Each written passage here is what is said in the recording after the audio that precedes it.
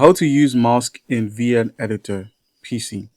Alright guys, so once you've opened up your emulator, I'm using BlueStacks for this. Just open up the VN Editor, and then once you've opened it up, head into your imports, find the clip you'd like to work on and click on it, and you can begin working on it.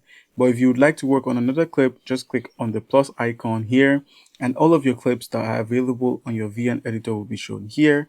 All you need to do is just pick one, click on next, and it's going to open up on this page. Now, in order to make use of the mask tool, you're going to have to duplicate your clip first and overlay it. But instead of doing the duplicate and overlay, just go ahead and click on picture in picture. That's the text here. Click on it here. And then where we have photos, go ahead and click on it and just go ahead and switch over to video. So instead of having photos, you just have videos instead. Select the video you want and it's going to appear on top of the clip. And then all you need to do is just go ahead and enlarge this to fit according to your size.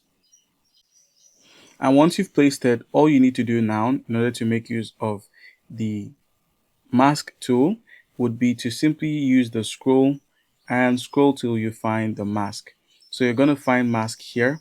Go ahead and click on it and then select your mask type. So let's go ahead and select linear.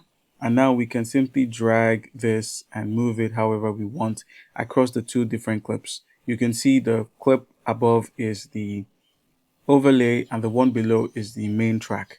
And then all you need to do is just simply click on the check mark here. And then you can also use tools such as opacity to reduce the opacity of the first clip. And you could also use the opacity reduction on the second clip as well.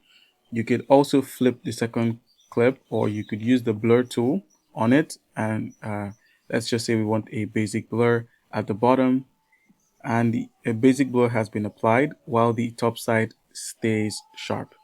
Alright guys, and once you're done, just go ahead and play your clip and you can see how it looks with the blurred bottom of the clip.